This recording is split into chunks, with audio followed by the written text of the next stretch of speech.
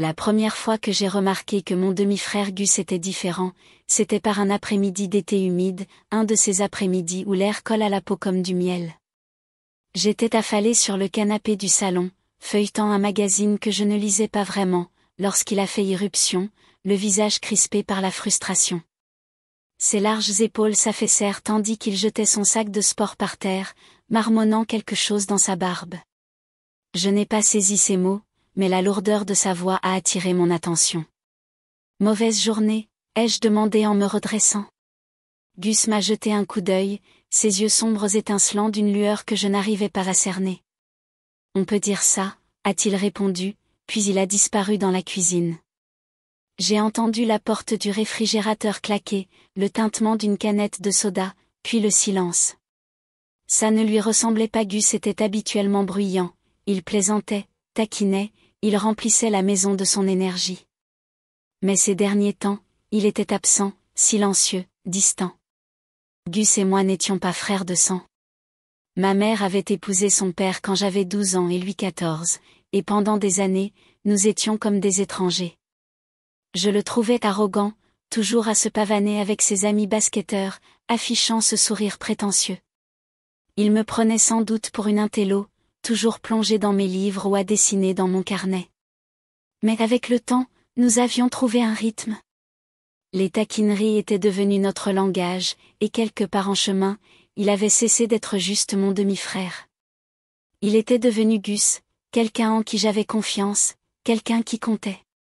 À 22 ans, j'étais rentrée de la fac pour l'été, et Gus, 24 ans, travaillait dans une salle de sport du coin tout en réfléchissant à sa prochaine étape. Nos parents étaient partis en croisière pour un mois, nous laissant seuls pour tenir le fort. C'était censé être amusant, des nuits tardives, des plats à emporter, peut-être quelques fêtes. Mais l'humeur de Gus jetait une ombre sur tout. Je l'ai suivi dans la cuisine, où il était adossé au comptoir, les yeux fixés sur la canette de soda comme si elle contenait toutes les réponses. « D'accord, crache le morceau », ai-je dit en croisant les bras. « Qu'est-ce qui te prend pour faire comme si on avait volé tes baskets préférées ?» Il a ricané, mais ce n'était pas un rire sincère. « Ce n'est rien, Léna. Juste des trucs. » « Des trucs ?» J'ai haussé un sourcil. « Tu te morfonds depuis des semaines. » « Ce n'est pas des trucs, c'est un problème. » Il m'a regardé, vraiment regardé, et j'ai lu quelque chose de brut dans ses yeux. De la gêne, peut-être, ou de la honte. « Tu ne comprendrais pas, dit-il doucement. Et c'est moi. » Il hésita, passant une main dans ses cheveux courts et bouclés. « C'est personnel, d'accord ? Vraiment personnel ? » Je tirai une chaise et m'assis à la table, lui faisant signe de faire de même. On a tout l'été, Gus. Je ne vais nulle part. Il ne s'assit pas. Au lieu de cela, il fit les 100 pas, ses baskets grinçant sur le carrelage. Finalement, il s'arrêta et s'adossa de nouveau au comptoir. À voix basse, il dit, « C'est à propos de mon corps. Quelque chose ne va pas, et ça me perturbe. » Mon cœur fit un bond. « Tu es malade ? Genre, tu as besoin d'un médecin ? » Non. Pas comme ça. Il se frotta le visage, visiblement en difficulté. C'est plutôt une question de confiance en soi, un truc que je n'ai jamais dit à personne. Je restai silencieuse, lui laissant le temps de trouver les mots. Gus n'était pas du genre à se confier facilement. Alors, quoi que ce soit, c'était grave. C'est à propos de mon apparence, dit-il finalement, d'une voix à peine plus forte qu'un murmure. Là-bas, ce n'est pas normal. Je pense que c'est trop, et ça me fait flipper. Je ne peux même plus parler aux filles sans avoir l'impression qu'elles vont rire ou s'enfuir. Je clignai des yeux, essayant de comprendre ce qu'il disait. Tu veux dire ? Ouais, me coupa-t-il, le visage en feu. 20 centimètres, Léna. Ce n'est pas quelque chose que je peux ignorer. C'est comme, je ne sais pas comment gérer ça. Je me sens comme un monstre. Pendant un instant, je ne sus quoi dire. C'était un territoire inconnu, et mes pensées s'emballaient. Mais ensuite, j'ai vu la façon dont ses épaules se voûtaient, la façon dont il refusait de me regarder dans les yeux, et j'ai réalisé à quel point cela le rongeait. Gus, ce type qui semblait toujours si sûr de lui, s'effondrait à cause de quelque chose qu'il ne pouvait pas contrôler. Tu n'es pas un monstre, ai-je dit fermement. Tu es Gus, le type qui peut faire un dunk au basket sans transpirer, le type qui fait rire tout le monde au dîner de famille. Ça n'y change rien. Il secoua la tête. Tu ne comprends pas. Ce n'est pas juste une question d'apparence. C'est ce que je ressens, comme si j'étais trop, tu vois. Comme si personne ne voulait de moi à cause de ça. Je me suis levée et me suis approchée de lui, posant une main sur son bras. Gus, écoute-moi. Quiconque te juge pour quelque chose comme ça ne mérite pas ton temps. Tu es plus que ton corps. Tu es toi. Il m'a finalement regardé, et une lueur d'espoir a traversé ses yeux. Tu le crois vraiment? Je le sais, ai-je répondu. Mais si ça te perturbe à ce point, tu devrais peut-être en parler à quelqu'un qui puisse t'aider à surmonter ça. Pas seulement moi. Comme un professionnel? Il rit, et cette fois, c'était vrai. Un thérapeute? Non, je n'y suis pas encore. Mais te parler, ça m'aide déjà. Ce fut la première de nombreuses conversations. Les jours suivants, Gus commença à se détendre.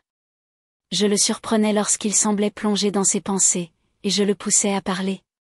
Parfois, on s'asseyait sur le canapé, à partager une coupe de glace, et il me racontait comment cette insécurité le hantait depuis le lycée, comment il évitait les vestiaires, comment il se figeait lors des rendez-vous, comment il s'inquiétait chaque fois qu'on le regardait trop ou trop brièvement. C'était comme s'il portait ce secret depuis des années, et maintenant qu'il était révélé, il ne savait plus quoi faire du vide qu'il laissait. J'écoutais surtout. Je n'avais pas toutes les réponses, mais j'essayais d'être là. Je lui rappelais qu'il était suffisant, que sa valeur ne dépendait pas de son physique. Et petit à petit, j'ai commencé à voir revenir le vieux Gus, celui qui me volait mes frites et qui écoutait du vieux rap à tue-tête dans la cuisine tout en essayant de rapper point, mais il se passait autre chose aussi. Plus on passait de temps ensemble, plus je me sentais proche de lui. Il ne s'agissait pas seulement d'aider Gus, il s'agissait aussi de moi. Je me sentais vide ces derniers temps, comme si mon corps agissait machinalement, attendant que quelque chose le réveille. J'étais déjà sortie avec des mecs, mais aucun ne m'avait jamais vraiment fait sentir vivante. Il y avait quelque chose dans la vulnérabilité de Gus, dans son honnêteté brute, qui m'a touchée. J'ai commencé à remarquer des choses que je n'avais pas remarquées auparavant, son sourire qui se courbait d'un côté, ses mains qui bougeaient quand il parlait, son rire qui remplissait la pièce comme un rayon de soleil. Au début, je l'ai repoussé. C'était mon demi-frère, me disais-je. Ses sentiments étaient injustes, compliqués, impossibles. Mais plus on parlait, plus on riait, plus il était difficile de les ignorer. Mon corps réagissait à lui d'une manière inattendue. Mon cœur s'emballait quand il me frôlait. Ma peau picotait. Quand il me regardait un peu trop longtemps. Ce n'était pas seulement physique. C'était plus profond, comme s'il pénétrait des parties de moi que j'avais gardées secrètes. Un soir, tout a basculé. Nous étions dans le salon, en train de regarder un film d'action choisi au hasard. La télévision était allumée, mais aucun de nous n'y prêtait vraiment attention. Gus était allongé sur le canapé, un bras derrière la tête, et j'étais recroquevillée dans le fauteuil, lui jetant des coups d'œil furtifs. La pièce était sombre, à l'exception de la lumière vacillante de l'écran, et l'air semblait chargé de non-dits. « Léna, dit-il soudain, d'une voix douce. Puis-je te demander quelque chose? Oui, dis-je en me redressant. Il hésita, ses yeux accrochant la lumière de la télévision. Tu crois que quelqu'un pourrait me regarder sans s'en soucier? À propos de, tu sais. Mon cœur se serra pour lui. Gus, dis-je en m'asseyant au bord de la table basse devant lui, quelqu'un va te regarder et voir tout le reste, ton cœur, ta force, ton humour. Et il t'aimera pour ça. Je te le promets. Il me fixa du regard, son expression s'adoucissant. Tu es trop doué pour ça, tu sais, dit-il, un léger sourire aux lèvres. Tu me fais sentir que je ne suis pas une catastrophe. Tu ne le es pas, dis-je. Et pour ce que ça vaut, je te vois, Gus, tout entier, et je te trouve vraiment incroyable. Quelque chose changea dans son regard, quelque chose qui me coupa le souffle. Il se pencha en avant, assez près pour que je sente la chaleur de son corps. Léna, murmura-t-il, tu ne sais pas ce que ça signifie pour moi. Mon cœur battait si fort que j'étais sûre qu'il l'entendrait. L'air entre nous était électrique, chargé de tout ce que nous n'avions pas dit. Je voulais réduire la distance, lui dire combien il comptait pour moi aussi, mais les mots restèrent coincés dans ma gorge. Gus, commençai-je, mais il secoua la tête. Ne dis rien, dit-il d'une voix rauque. Ne dis rien si tu ne le penses pas, parce que je ne sais pas si je pourrais le supporter si tu ne le fais pas. Je déglutis, l'esprit en ébullition. C'était dangereux. Franchir cette ligne pourrait tout changer, notre famille, notre maison, nous. Mais à ce moment-là, je m'en fichais. J'avais traversé la vie comme une somnambule pendant trop longtemps, et Gus, c'était la seule chose qui me réveillait. Je suis sérieuse, dis-je d'une voix ferme. Je te vois, Gus, et je veux être plus proche de toi. Il ferma les yeux un instant, comme s'il essayait de se ressaisir. Lorsqu'il les rouvrit, il y avait quelque chose de nouveau, quelque chose de féroce et de tendre à la fois. Léna, dit-il en me prenant la main. Ses doigts étaient chauds, forts, et un frisson me parcourut. Tu ne peux pas savoir depuis combien de temps j'avais envie d'entendre ça. Nous n'avons pas bougé tout de suite.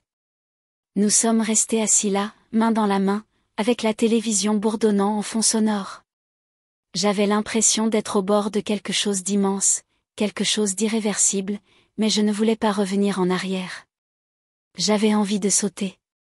Ce soir-là, nous n'avons pas été plus loin. Nous avons parlé, vraiment parlé, de tout et de rien. Il m'a raconté qu'il avait toujours admiré ma force tranquille, qu'il m'avait vu devenir quelqu'un qui n'avait besoin de l'approbation de personne. Je lui ai dit que j'avais toujours envié sa confiance en lui, même quand il ne la ressentait pas. Nous avons ri, pleuré un peu, et nous nous sommes endormis sur le canapé, nos mains toujours en contact. Les semaines suivantes se déroulèrent comme un rêve filé de poussière d'étoiles, si intense, si enivrant, que la seule pensée de s'en réveiller nous semblait une sorte de mort. Gus et moi traversâmes ces jours avec l'intensité tranquille de deux êtres partageant un secret trop précieux et trop dangereux pour être révélé au monde. Nous devînmes experts du silence, de l'échange de regards, et dans l'art de dissimuler le feu qui brûlait entre nous. Nous n'étions plus seulement demi-frères et demi-sœurs. Ce titre ressemblait à un costume que nous portions pour les autres, un costume qui ne collait guère à la réalité de ce que nous étions devenus.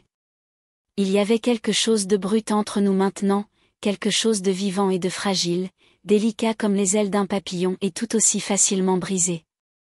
Et pourtant, c'était beau, terriblement beau.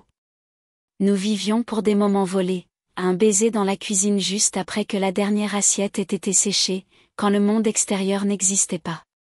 Ses lèvres avaient un goût de thé à la menthe poivrée et de danger, et chaque fois que nous nous séparions, mon cœur se serrait juste une seconde de plus.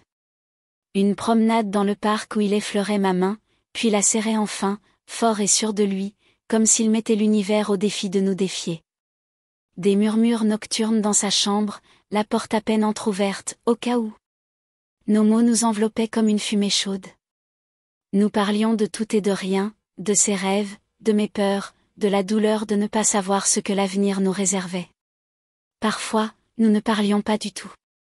Nous existions simplement dans le même espace, enveloppés d'un silence plus intime que les mots. Oui, il y avait des contacts, électriques, chargés, interdits, mais ce n'était pas le cœur du problème. Le cœur du problème était la confiance, sa façon de me regarder comme si je n'étais pas une énigme à résoudre ou une fille à soigner, mais quelqu'un de complet, quelqu'un de visible. Gus commença à marcher différemment, comme si quelque chose en lui s'était apaisé. Son sourire n'était pas seulement plus éclatant, il était plus libre. Il me dit que mes mots avaient ouvert une porte en lui, verrouillée depuis des années. Il n'était pas une erreur, dit-il. Il n'était pas brisé. Il était désiré, il était aimé. Et moi, je m'épanouissais. Mon corps avait l'impression de se réveiller d'un long sommeil froid, comme s'il avait attendu, rien qu'attendu, que Gus le touche, le voie, pas seulement avec ses yeux, mais avec son cœur. Chaque regard de lui envoyait des étincelles sous ma peau. Chaque fois que ses doigts effleuraient les miens, C'était comme si je venais de me rappeler comment respirer. Mais aucun rêve ne dure éternellement. Un soir, alors que le crépuscule commençait à s'installer comme une couverture sur le ciel, mon téléphone s'illumina d'un message qui me coupa le souffle. Nos parents. Ils rentraient tôt, sans prévenir, sans attendre. Je fixais l'écran, les mots devenant flous tandis que ma poitrine se serrait. Gus lut mon expression avant même que je ne parle. Ils reviennent, murmurai-je, ma voix tremblant comme une feuille au vent. Ce soir. Nous étions assis à la table de la